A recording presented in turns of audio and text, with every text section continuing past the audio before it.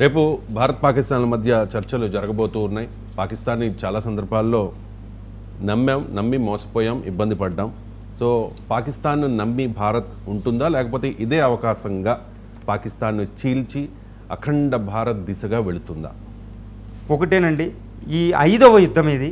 అంతకుముందు జరిగిన యుద్ధాల్లో ఇందిరాగాంధీ విషయం ఒకటి చెప్తాను. 1971లో ఇందిరాగాంధీ గారు 93,000 మంది ఆర్మీని బంగ్లాదేశ్లో ఈస్ట్ పాకిస్తాన్లో పట్టుకున్నారు. పట్టుకున్నాక వాళ్ళని అన్కండిషనల్గా ఇందిరాగాంధీ వదిలారు అంటారు, కానీ దాని విషయం ఎప్పుడో నేను చర్చిస్తాను.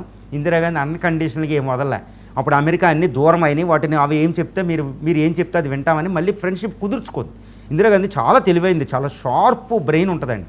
ఆవిడ షిమ్లా ఒప్పందం మీద ఒకటి సంతకం చేయించింది బలవంతంగా పాకిస్తాన్. ఆ షిమ్లా ఒప్పందంలో ఏంటంటే 2 దేశాల సమస్యలు ద్వైపాక్షికం, భారతదేశ అంతర్గత విషయాల్లో జోక్యం చేసుకోం, ఎల్ఓసిని తాత్కాలిక బౌండరీగా సీజ్ ఫైర్ లైన్గా ప్రకటిస్తామని ఒప్పందం చేసుకుంది ఇందిరాగాంధీ గారు. తర్వాత ఏమైంది, 80లో ఖలిస్తాన్ ఆవిడే భింద్రాన్వాలేని ఎదుర్కోవాల్సి వచ్చింది. ఇందిరాగాంధీయే మోసపోయింది. తర్వాత ఈ 90లో మనం చూస్తూ ఉన్నాం అంతర్జాతీయ తీవ్రవాదం, ఇవన్నీ మనం చూస్తూనే ఉన్నాం. అంటే ఏంటి, మన ఈ యుద్ధంలో ఏంటి, పాకిస్తాన్ని ఏ విధంగా కూడా నమ్మకూడదు, అది దొంగ నక్క గుంట నక్క పాము లాంటిదని మనకు అర్థమైంది. ఇప్పుడైనా భారతదేశం తెలివి తెచ్చుకుంది, తెలివి తెచ్చుకోగలదు. అది కూడా మోడీ గారు ఓకే ఇందిరాలాగానే ఆలోచిస్తారు, చాలా వరకు ఇందిరాలో ఆలోచిస్తారు. ఈ విధానంలో దాన్ని నమ్మకూడదు. కాబట్టి ఈ బలూచిస్తాన్ని ఎగదోసి వేరే దేశంగా చేయాలి. అప్పుడు బంగ్లాదేశ్ని విడదీసి ఇందిరాగాంధీ గారు సగం బలం తీసేసినట్టు బలూచిస్తాన్ని డివైడ్ చేయాలి. ఈ విధంగా తర్వాత పీఓకేని లాక్కోవాలి. సో సింధు జలాలు మనం తెచ్చేసుకున్నాం.